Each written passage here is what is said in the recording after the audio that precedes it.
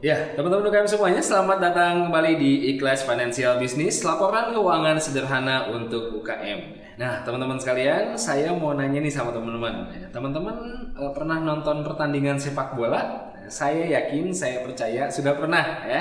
Walaupun mungkin cuma sekilas gitu ya. Mungkin nontonnya di TV atau mungkin juga ada yang sudah pernah nonton di stadion secara langsung. Nah, bayangkan teman-teman lagi nonton bola di stadion, tapi teman-teman nontonnya nggak dari awal. Teman-teman nonton pertandingan bola di tengah-tengah saat pertandingannya sedang berjalan.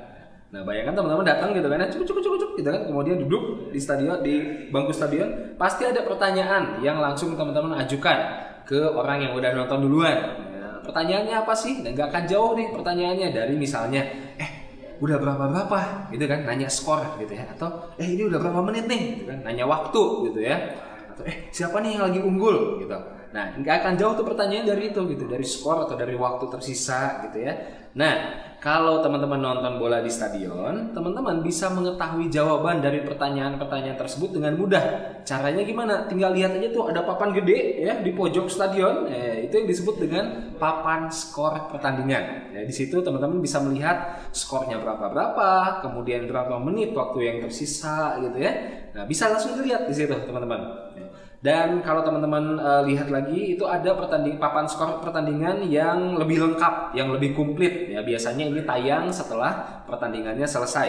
Nah, ada bagian yang bawah tuh ya, possession, total attempts, on target dan lain-lain. Itu adalah papan atau bagian yang menunjukkan proses teman-teman semuanya ya, bagian yang menunjukkan bagaimana proses pertandingan berjalan. Nah, di sisi yang lain di bagian atasnya itu ada skor akhir pertandingan, itu menunjukkan hasil pertandingan ya. Nah, untuk konteks pembelajaran kita kali ini, kita akan fokusnya adalah ke papan skor yang menunjukkan hasil pertandingan. Oke? Nah, teman-teman sekalian, kalau itu tadi di pertandingan sepak bola. Nah, gimana nih kalau di bisnis kita? Nah, sama teman-teman sekalian, pasti di bisnis kita pun ada banyak pertanyaan-pertanyaan yang sering kita ajukan. Misalnya ya, ini gue kayaknya jualan lancar, tapi kok duitnya nggak berasa ya? Kemana ya duitnya ya? Gitu.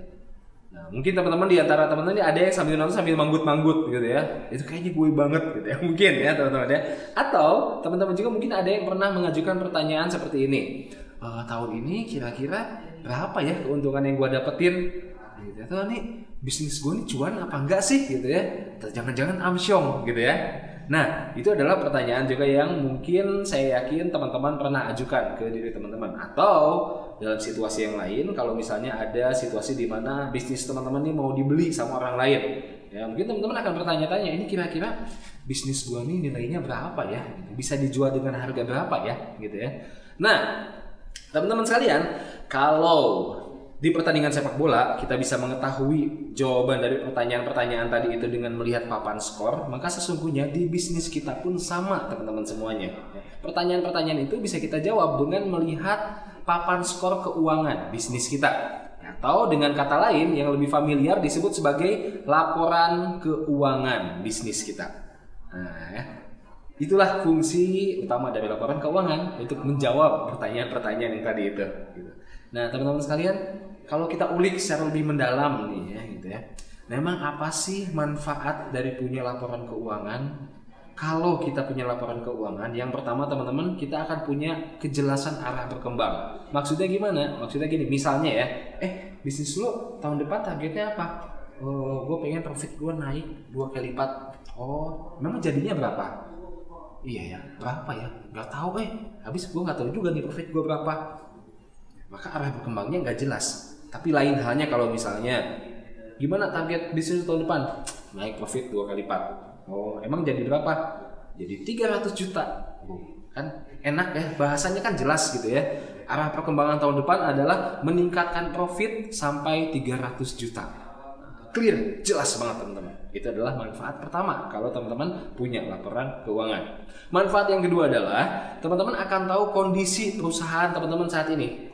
Kenapa ini penting? Ya, analoginya gini teman-teman ya. Kalau tadi kita pakai analogi arah gitu ya. Lu mau kemana? Gue mau ke Bandung. Ya, emang lu berangkat dari mana? Iya, gue lagi di mana ya sekarang ya?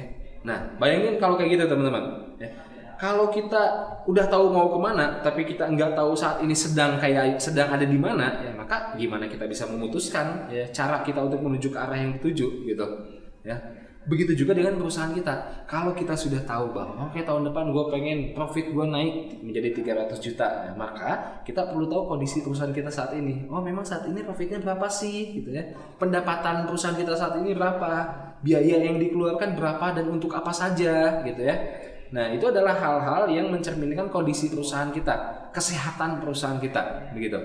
Ya, sehingga pada saat kita sudah tahu arahnya mau kemana, kondisi perusahaan sekarang seperti apa, nah kita tahu nih manfaat yang ketiga dari punya laporan keuangan adalah kita akan menjadi lebih mudah dalam membuat keputusan untuk menentukan apa saja langkah-langkah yang kita lakukan untuk menuju ke arah tersebut, gitu. Apakah misalnya meningkatkan pendapatan dengan cara nambah customer, bikin produk baru, atau misalnya menekan biaya di bagian mana saja, apakah karyawan kita perlu untuk rekrut lagi, atau mungkin sewa tempat baru, ya. Naikkan biaya pemasaran dan lain-lain, ya. Keputusan-keputusan tersebut akan lebih mudah dibuat kalau kita punya laporan keuangan. Itulah manfaat dari punya laporan keuangan. Dan setelah ini kita akan sama-sama melanjutkan ke jenis-jenis laporan. Jadi kalau kita udah tahu manfaatnya, berikutnya kita pengen tahu dong, emang laporan keuangan itu ada apa aja sih jenisnya? Nah, kita akan bahas di video kita yang berikutnya. Terima kasih teman-teman semuanya.